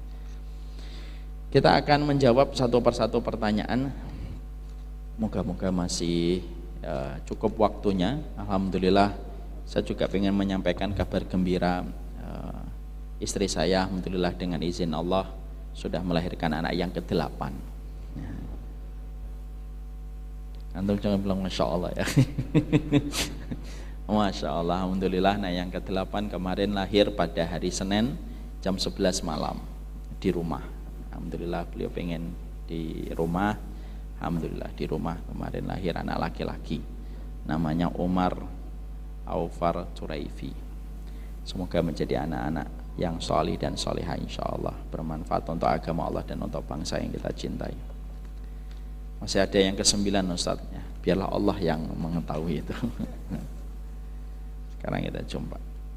Sampai umur berapa dosa anak orang tua tanggung jawab Ustaz? Gini, Bapak tahu bedanya anak laki-laki dan anak perempuan? Apa bedanya Pak Haiban anak laki sama perempuan? Apa bedanya untuk orang tua? Iya. Iya. Anak laki-laki itu adalah milik orang tua. Kapanpun itu. Sampai di antara keduanya meninggal dunia. Anak perempuan sampai mereka menikah. Makanya ujiannya ketika punya anak perempuan itu begitu, Pak. Bapak yang merawat, bapak yang punya anak, bapak yang menjaga, tapi giliran ketika dalam kondisi matang, dalam tanda petik, dipetik sama orang. Dan loyalitasnya diberikan kepada suaminya lebih besar daripada kepada bapak selaku orang tuanya. Maka pertanyaannya adalah sampai kapan dosanya anak itu ditanggung sama orang tua? Sebenarnya begini, selama orang tua betul-betul telah melaksanakan kewajiban memberikan pendidikan yang terbaik untuk anak, maka sesungguhnya dia kalau sudah memberikan yang terbaik, dia tidak lagi menanggung dosa yang dilakukan oleh seorang anak. Cuma masalahnya simpel. Sudah yakinkah kita bahwasanya kita sudah melakukan semua kewajiban kita kepada anak kita? Karena bisa jadi apa yang kita dapatkan hari ini dari apa yang dikerjakan oleh anak kita itu disebabkan karena kekurangan kita di dalam memberikan kewajiban terbaik kita kepada seorang anak. Ini yang kita harus paham. Tapi kalau anak sudah dikasih tahu, sudah diberitahu, orang tuanya sudah mengusahakan kesolihan, orang tuanya taat kepada Allah, sudah tirakat, sudah betul-betul bermujahadah dia kepada anaknya, maka semua usaha itu kalau sudah dilakukan ternyata anaknya betul-betul berbeda haluan dengan haluan orang tuanya, orang tuanya tidak akan menanggung dosa. Tapi sekali lagi ya, saya tutup ini. Simple. Sudah sebesar apa maksimal kita untuk mendidik anak kita? Itu yang akan menjadi pertanyaan kita yang harus dijawab antara kita dengan Allah. Saya sudah berusaha Ustaz, tapi ternyata jarang mendoakan. Saya sudah berusaha Ustaz, tapi ternyata kita baru berusaha setelah kita ngaji. Dan beberapa tahun kita memiliki anak itu ternyata kita tidak pernah memiliki ilmu ketika mendidik anak kita. Itu namanya kita durhaka kepada anak sebelum anak itu durhaka kepada orang tua. Dan itu akan menjadi sebuah perkara yang harus selalu menjadi perhatian kita. Saya sudah memberikan yang terbaik untuk anak, tapi ternyata orang tua yang ini ternyata dia tidak takzim dan tidak berbakti kepada orang tuanya, yang akhirnya berakibat anaknya dicetak oleh Allah tidak takzim kepada dirinya sebagaimana dia tidak takzim kepada orang tuanya. Kalau sampai ditanya lah kapan anak laki-laki itu sampai meninggal salah satu di antara kita, Pak. Anak perempuan sampai dia dinikahi sama seorang suami. Kalau dinikahi sama seorang suami selesai. Tapi kalau kemudian anak laki-laki terus akan didapatkan. Maaf ya, saya cerita sedikit. Semoga Allah menjaga keluarga kami dalam kebaikan dan menjaga keikhlasan. Saya itu, Pak, sampai ibu meninggal dunia, setiap subuh masih dibangunkan. Setiap subuh masih dibangunkan. Saya pada saat itu di Pamulang dan akhirnya pindah ke Bekasi. Saya tuh sering bilang sama ibu, saya itu insya Allah sudah bangun ibu. Ibu ndak usah susah-susah membangunkan saya. Jazakillah khair. Matur nuwun sangat. Tapi kalau ibu nanti kerepotan, ndak usah. Karena saya itu punya kajian subuh tiap hari, Bu. Dulu saya ada kajian subuh di dekat masjid komplek perumahan saya di Pamulang. Tiap hari saya, kecuali hari Senin. Saya tiap hari kajian subuh. Saya ngomong, saya insya Allah udah bangun. Perhatikan, saya ingat jawaban ibu. Jawaban ibu pada saat itu mengatakan semacam ini. Nang, saya terjemahkan. Nang, kamu bangun atau tidak bangun, itu hubungan, itu tanggung jawab kamu sama Allah.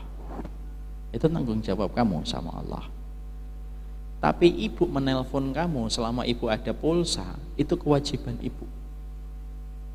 Itu kewajiban ibu. Saya masih ingat betul, hari Ahad Pak, saya udah bangun jam 3. Karena persiapan kajian hari itu ada 5, dari subuh sampai isya. Ya, saya udah bangun, saya sudah naik mobil, sudah keluar dari komplek. Ibu saya nelpon, sudah bangun? Sudah Bu. Ini hari ini ada 5 kajian, saya sebutkan satu persatu tempatnya. Alhamdulillah, semoga ikhlas jalan saya. Malam menjelang maghrib saya dapat berita ibu kena serangan jantung. Subuh itu masih nelpon. Menjelang maghrib kena serangan jantung, dibawa ke rumah sakit, habis sisa masuk ke ICU, sekitar jam 3 subuh meninggal dunia. Subuhnya masih nelpon. Makanya itu yang menjadikan kita paham, itulah kewajiban Pak, mengingatkan kita. Ya kalau saya misalkan anak saya laki, ya tetap saya ingatkan. Bahkan nanti kalau anak-anak laki saya menikah, saya akan ngomong sama istrinya, ya saya akan tetap untuk bagaimanapun saya akan mengingatkan anak saya, walaupun dia sudah punya istri. Itu kewajiban kita Pak. Makanya kewajiban kita itu tidak akan pernah berhenti Pak. Memang punya anak itu letih Pak. Makanya sampai Imam Ibnu Qayyim aja ngomong, punya anak itu letih, punya anak itu lelah. Tapi kata Imam Ibnu Qayyim rahimahullahu ta'ala, ada dosa bagi orang tua yang dosa itu tidak dihapuskan oleh Allah kecuali karena keletihan yang dia dapatkan ketika dia itu mendidik anaknya. Makanya dari pagi kita subuh anak itu, jangan sampai anak itu nggak diangkat sholat subuh. Angkat anak. Saya itu kalau sholat subuh bawa 3 anak, kadang 4. Kalau saya khawatir mereka sering rame, ya bawa 3. Yang kita bangunkan, itu kewajiban yang nggak akan pernah ada putusnya. Putusnya ketika kita diwafatkan oleh Allah. Tapi kalau anak perempuan sudah menikah, sudah. Makanya kita memastikan kalau anak perempuan itu memastikan bahwasanya orang yang kita halalkan untuk mengambil anak kita itu orang yang bisa membawa urusan akhirat kepadanya. Makanya maaf ya Pak, hari ini banyak orang tua, moga-moga saya terhindar dari sifat itu. Banyak orang tua kalau mau nikah, terutama kalau perempuan misalkan anaknya mau nikah, yang difikirkan orang tua itu bukan memastikan betul ini tuh tepat, tapi yang difikirkan apa? Gedungnya di mana, undangannya gimana, nanti alat apa, pakaiannya itu dress code-nya apa, cateringnya mana. Ya enggak salah Pak, tapi jangan sampai itu menjadi perkara primer yang akhirnya menghilangkan kewajiban paling pokok bagaimana kita itu memastikan anak perempuan kita itu memang betul-betul dibawa menuju kepada akhirat. Nah itulah yang kita pahami dari para ulama. Bagaimana menghadapi orang tua yang tidak pernah merasa bersalah? Ini salah Pak. Orang tua yang hebat itu orang tua yang bukan tidak melakukan kesalahan, tapi orang tua yang hebat itu orang tua yang mereka merasa perlu, yang merasa dirinya penuh kekurangan dan dia merasa dirinya itu memiliki kesalahan. Mari kita bedah surat Al-Ahqaf ayat yang ke-15. Tolong dibuka Pak, surat Al-Ahqaf ayat yang 15. Dibaca Pak Haiban.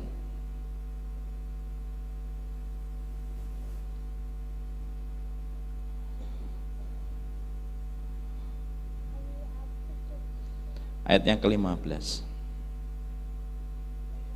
Surat ke-46. Ya, boleh.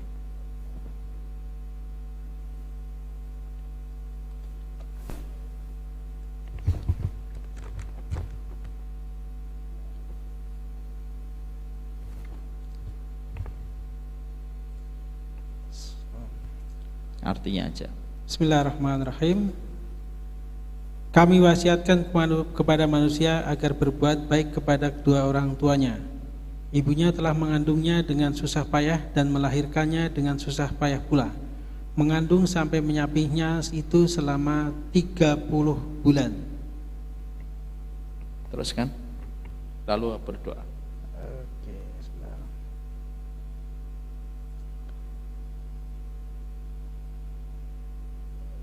Rabbi auzi'ni an asykura ni'mataka allati Sehingga apabila dia anak itu telah dewasa dan umurnya mencapai 40 tahun, dia berdoa, "Ya Tuhanku, berikanlah aku petunjuk agar aku dapat mensyukur nikmat-Mu yang telah Engkau limpahkan kepadaku dan kepada kedua orang tuaku, dan agar aku dapat berbuat kebajikan yang Engkau ridhoi, dan berilah aku kebaikan yang akan mengalir sampai kepada anak cucuku, sampai anak cucuku. Sesungguhnya aku bertobat kepada Engkau dan sungguh aku termasuk orang muslim." Masya Allah. Perhatikan doa ini, Pak. Doanya orang tua kalau sudah melewati 40 tahun adalah Rabbi auzi'ni an asykura ni'mataka allati an'amta 'alayya wa an a'mala shalihan tardah wa aslih li fi dzurriyyati. Berikanlah kebaikan yang mengalir untuk keturunanku. Tapi setelah kita meminta kepada Allah supaya memberikan kebaikan untuk kita dan anak cucu kita, apa kalimat setelahnya? Wa aslih li fi dzurriyyati inni tubtu ilaika wa inni minal muslimin. Artinya, saya taubat ya Allah kepada dirimu. Sebagian ahlul ilmi mengatakan, apa irtibat permintaan wa aslih li fi dzurriyyati dengan kata setelahnya inni tubtu ilaika? Artinya, kalau ingin diperbaiki keturunan kita supaya kebaikan kita mengalir sampai anak cucu kita, maka perhatikanlah bagaimana kamu bertaubat kepada Allah. Dan taubat itu dua, kalau kita paham. Taubat itu hakullah dan taubat itu hakul adami. Hakullah itu taubat kita itu atas dosa kita dengan Allah dan dosa kita dengan sesama manusia. Dan dosa sesama manusia itu ya salah satunya sama anak. Atas rezeki syubhat yang mungkin pernah kita berikan ketika kita tahu itu syubhat tapi kita paksa tetap kita berikan sama anak. Atas malam-malam yang tidak pernah kita bangunkan anak kita. Atas ketidaktegaan kita untuk mendidik anak kita sampai anak kita tidak tahu tentang syariat Allah, itu kan kita harus tobat, Mak. Supaya akhirnya tidak menjadi luka pengasuhan. Kita bertobat atas waktu ketika kita lebih suka dengan hobi kita dan meninggalkan kita untuk menemani anak kita, bukankah itu kekurangan? Makanya unik, makanya dahsyat betul, bukan unik, dahsyat betul. Wa aslih li fi dzurriyyati inni tubtu ilaika wa inni minal muslimin. Ya memang kita harus ngakuin kalau kita ini memang banyak kekurangan. Makanya orang tua yang hebat, kalau menilai pada surat Al-Ahqaf 15 itu, orang tua yang hebat itu bukan orang tua yang tidak punya kesalahan. Orang tua yang hebat itu orang tua yang tahu kadar dirinya penuh dengan kekurangan, lalu dia memohon ampunan kepada Allah dan meminta maaf kepada orang yang paling dekat, atau dia meminta ampunan dari orang yang paling mungkin dia melakukan kesalahan. Dan kita jujur, siapa yang paling besar merasakan kesalahan kita? Ya orang yang paling dekat dengan kita, Pak. Orang yang paling dekat dengan kita itu orang yang paling pertama merasakan kekurangan kita, Pak. Dan itu mungkin anak. Mungkin anak kita diem, Pak, karena dia mungkin takut sama Allah, bahwasanya takut itu durhaka. Tapi bisa jadi dia merintih kepada Allah, kan? Orang tua saya ternyata tidak pernah didik saya. Mungkin dia nggak ngomong sama orang tuanya karena dia tahu tentang bagaimana dosanya durhaka, tapi dia merintih sama Allah. Itulah dosa, Pak. Lah banyak orang yang mereka itu merasa ketika jadi orang tua itu pasti benar. Akhirnya apa? Ya akhirnya tidak pernah minta maaf sama anaknya dan tidak pernah memohon ampunan kepada Allah. Jujur deh, kita ini masih banyak kekurangan, Pak. Sesering apa kita sholat sunnah untuk anak kita? Sesering apa tirakat kita untuk anak kita? Sesering apa mujahadah kita untuk anak kita, Pak? Padahal tidak mungkin ada anak yang betul-betul taat kepada Allah kecuali itu hasil tirakat orang tuanya itu dengan Allah. Ada nggak orang tua yang tiba-tiba ujuk-ujuk mendapatkan anaknya solih tanpa tirakat? Nggak mungkin. Sa'id bin Musayyib aja, seorang ulama besar, mertuanya Abu Hurairah. Lalu seorang Sa'id bin Musayyib itu ketika punya anak ada terjadi perubahan dalam dia. Banyak sekali sholat sunnahnya itu, setiap hari sholat sunat mutlak itu sampai puluhan bahkan ratusan. Itu seorang Sa'id bin Musayyib. Ketika ditanya sama anaknya, loh kenapa kamu kok memperbanyak sholat sunnah sih, Bi? Sholatku itu untuk kamu, saya memperbanyak sholat itu untuk kamu. Itu namanya tirakat, Pak. Nah, banyak orang tua hari ini lebih memperhatikan ilmu parenting doang, tapi tidak pernah tirakat. Betul, ilmu parenting itu penting, tapi tirakat kita itu apa sama Allah? Itu juga penting. Tirakat itu bisa jadi sholat malam kamu, kayak sebagaimana ibunya Imam Bukhari, itu kan sholat malamnya nggak pernah putus. Tirakatnya Imam Ahmad, ibunya Imam Ahmad apa? Gendong anaknya, Pak. Tirakatnya ibunya Imam Ahmad itu gendong anaknya sebelum subuh, menembus malam yang dingin untuk menempatkan anaknya ketika subuh itu sholat di masjid. Imam Ahmad itu sholat di masjid itu sudah digendong sama ibunya itu jam 2, jam 3, menembus dinginnya malam supaya sholat di masjid jami. Itu dibawa tirakat sama ibunya. Itu namanya tirakat, Pak. Kalau dalam bahasa kita, ya mujahadah. Kesungguhan kita mana? Nah, kalau kita ngerasa kita itu ibadahnya juga masih biasa-biasa aja, apa yang menjadikan kita untuk sulit meminta maaf sama anak kita? Mayam na'uka, mayam na'una. Apa yang menghalangi kita untuk minta maaf? Maaf ya, Abi belum bisa sebaik yang kamu inginkan, belum bisa sesolih yang mungkin kamu pernah lihat dari orang tua. Minta maaf. Wa aslih li fi dzurriyyati inni tubtu ilaika. Disitulah kenapa ada kata meminta maaf kepada Allah setelah kita memohon kepada Allah supaya Allah memperbaiki kualitas keturunan anak kita. Izin bertanya, gimana saya sebagai anak perempuan memberitahu agar bapak saya bisa sholat 5 waktu? Ya, salah satu pertama adalah mendoakan setiap waktunya, tidak pernah lelah, tidak pernah letih. Ini ada kisah nyata. Saya punya tetangga, Pak. Bapaknya tidak pernah sholat, qadarullah. Ada punya anak perempuan. Anak perempuannya itu mendapati bapaknya tidak pernah sholat, sama sekali tidak pernah sholat. Sholat Jumat aja nggak pernah. Dan masyhur lah, pokoknya di kampung kita itu masyhur. Ya Islam Abangan, tidak pernah sholat. Tapi baik. Orang Islam Abangan kan tidak berarti jahat kan. Banyak yang baik, kadang-kadang juga kebaikannya ngelebihin orang yang ngaji. Tapi memang beliau baik, tapi nggak sholat. Ya, jangan dipilih loh ya. Oh ya udahlah, saya lebih baiklah daripada ngaji nggak baik, nggak gitu. Ngaji baik, itu yang benar. Nah, anaknya perempuan beda 2 tahun dengan saya atau 3 tahun dengan saya. Terus nggak pernah sholat.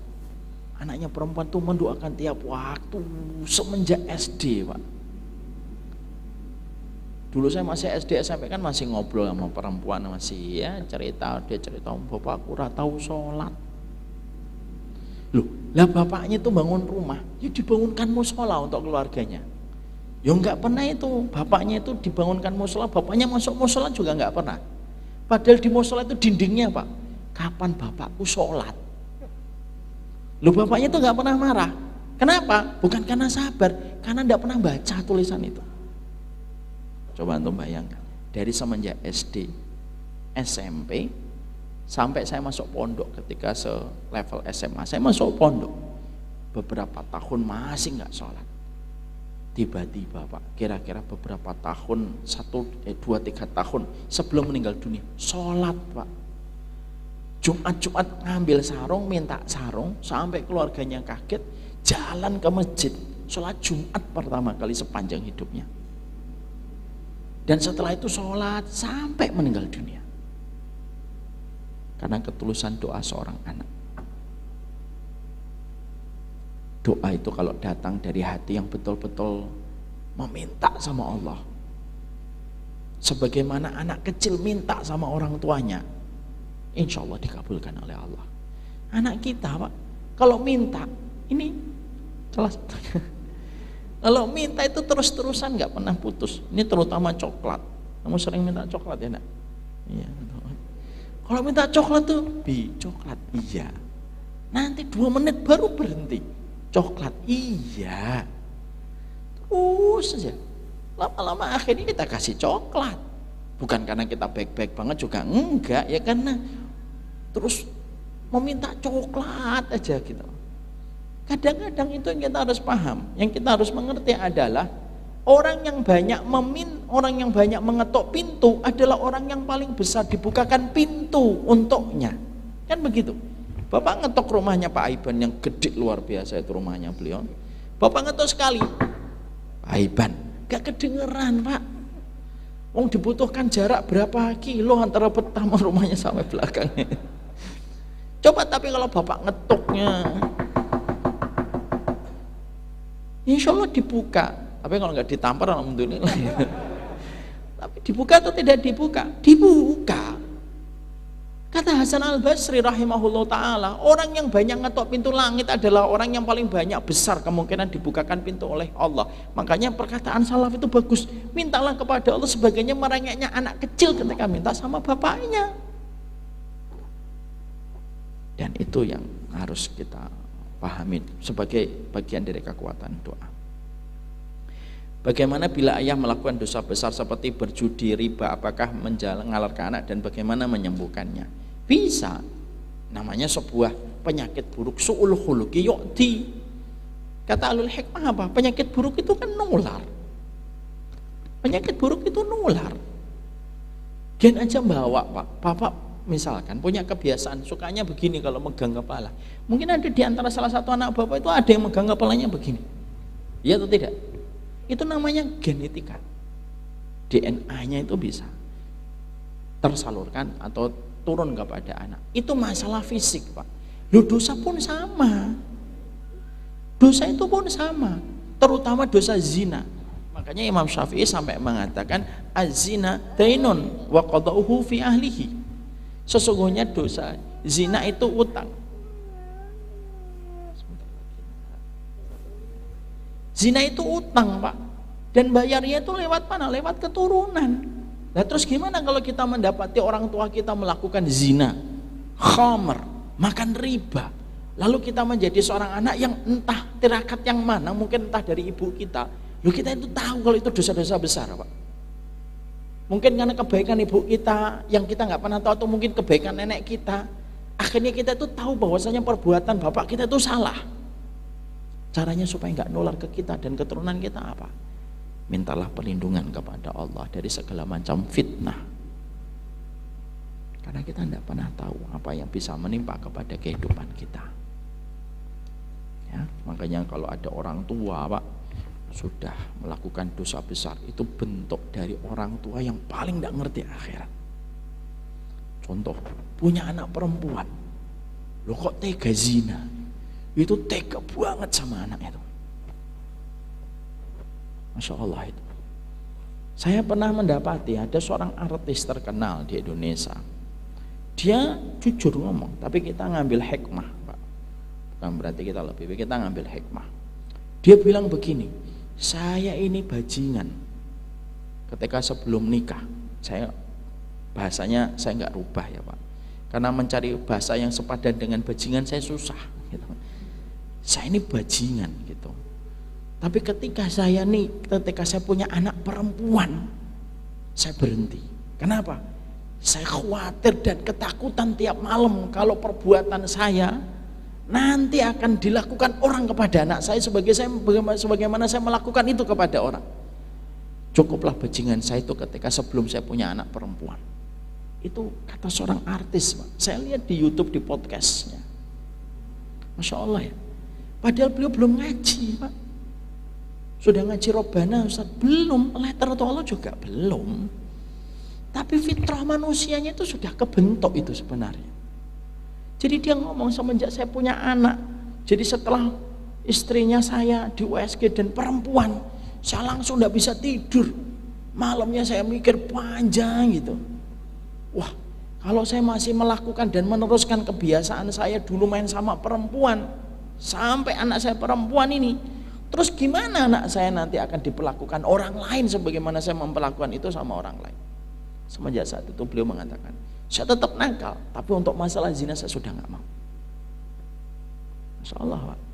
Ini yang harusnya menjadikan kita selalu ada bahasa fitrah dalam setiap perintah syariat.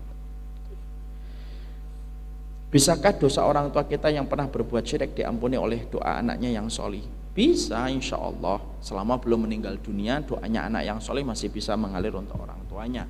Dan orang tua yang melakukan kesyirikan selama dia bertobat sebelum meninggal dunia, maka insya Allah dia pun akan diampuni oleh Allah. Jika orang tua telah meninggal dan anaknya berbuat dosa syirik, apakah orang tuanya menanggung dosa anaknya? Ini ada dua. Kalau orang tuanya nggak pernah mengenalkan akidah dan tauhid, ya. Tapi kalau orang tuanya sudah mengajarkan bagaimana akidah yang benar dan ternyata anaknya tetap melakukan kesyirikan, maka tidak ada dosa. Wa anna laisa lil insani illa ma sa'a. Tidak ada yang namanya dosa kecuali apa yang diusahakan oleh mereka sendiri masing-masing. Makanya maaf ya Pak. Contoh tauniyah meratapi mayit. Itu dosa besar atau dosa kecil? Meratapi mayit, dosa kecil atau dosa besar? A. Dosa besar, B. Dosa sedang, C. Dosa kecil. Dosa besar atau dosa kecil? Dosa besar. Meratapi mayit itu dosa besar. Ada orang tua, ada anak, dia pada saat ibunya meninggal, dia meratap kepada mayit. Apakah orang tuanya kena? Enggak. Rasulullah pernah bersabda, al-mayyitu yu'adzabu bibukai ahli. Mayit itu diadab gara-gara tangisan keluarganya. Bagaimana menjelaskan hadis ini? Para ulama mengatakan, kalau ada orang tua sudah jelasin ke anak, nak, kalian Abi tahu, kalian itu cinta sama Abi. Tapi ingat ya nak, kalau Abi meninggal dunia, jangan meratap. Meratap itu dosa besar. Kematian Abi hanyalah perpisahan sementara dengan jarak keberangkatan yang lebih dulu bagi Abi, lalu kalian nanti nyusul. Tolong, sedih boleh nak, tapi jangan sampai meratapi Abi ketika Abi meninggal dunia. Orang tuanya sudah pesan itu sebelum meninggal. Meninggal, lalu anaknya tetap meratap, orang tuanya enggak kena dosa karena sudah memberitahu. Tapi kalau ada anak meratap, ibunya meninggal dunia gara-gara ibunya dulu nggak pernah ngasih tahu, maka ibunya akan mendapatkan dosa gara-gara ratapan anaknya. Itu hadis bisa menjadi pijakan kita. Kalau kita memberitahu apa yang harusnya dilakukan oleh anak kita, maka ketika itu sudah diberitahu secara maksimal untuk anak kita, lalu anak kita tetap terpeleset, tetap anak kita melakukan dosa, orang tuanya nggak kena dosa. Tapi kalau orang tuanya nggak pernah checklist apa yang sudah disampaikan, lalu akhirnya mereka terjatuh dalam kesalahan. Bapak dan ibu yang tidak pernah memperhatikan checklist apa yang harus disampaikan sama anak, dia menanggung dosa. Maaf ya, saya punya checklist Pak, ada checklist di handphone saya. Checklist materi-materi yang saya harus sampaikan sama anak, terutama yang disepakati para ulama dengan kata usul. Usul itu pokok. Checklist tentang masalah tidak boleh bantah hadis Nabi. Sudah saya sampaikan belum? Gak boleh bantah hadis Nabi. Nah, kalau hadis itu sahih, checklist satu udah. Gak boleh untuk membenci takdir, perkara usul. Checklist udah. Oh saya sampaikan sama ini. Oh jangan ya, kalau ada takdir yang gak baik, itu bukan takdirnya yang gak baik, kita yang dosa. Checklist Pak, satu-satu. Tidak semuanya, minimal perkara-perkara pokok yang disepakati para ulama. Supaya apa? Saat checklist itu ada, supaya ketika wafat selesai urusan kita dengan perkara itu. Allah a'lam. Apakah kalau kita sudah menyesali perbuatan kita terhadap orang tua, apakah nanti kita akan merasakan sama terhadap anak kita, diperlakukan sama? Ya kalau sudah bertaubat, kemungkinan tidak, tapi bisa jadi mungkin Allah tetap berikan ujian kepadanya melalui anak supaya lebih maksimal membersihkan dosanya. Insya Allah saya selalu dalam perbaikan diri, mensolehkan diri saya. Yang saya takutkan anak saya berbuat apa yang saya lakukan sama orang tua. Afat onsat. Karena saya dulu pernah merasa kecewa atas didikan orang tua saya yang tidak adil dan keras terhadap anak. Maafkan orang tuamu.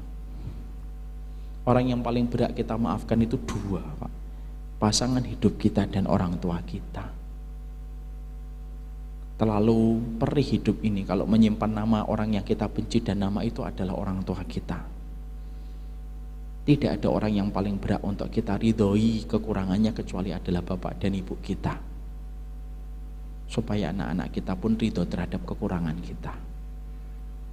Kalau kita sudah bertaubat, ya moga-moga itu tidak menjalar kepada anak kita. Tapi kalau ada di antara bapak yang masih memiliki luka pengasuhan, sudah berhenti, maafkan, supaya dimaafkan sama anak-anak kita kelak. Sallallahu ala nabiyina Muhammad walhamdulillahirabbil alamin. Ada pertanyaan di WhatsApp? Enggak ada kan? Sudah terwakili semuanya. Jazakumullah khair, semoga Allah memberikan keberkahan dalam setiap urusan kita. Mohon maaf atas segala kekurangan dan kesalahan. Semoga Allah menuntun kita kepada petunjuk kebenaran dan menuntun kita kepada perkara yang Allah cintai dan Allah ridhai. Subhanakallahumma wa bihamdika asyhadu an la ilaha illa anta astaghfiruka wa atubu ilaik. Assalamualaikum warahmatullahi wabarakatuh. Waalaikumsalam warahmatullahi wabarakatuh.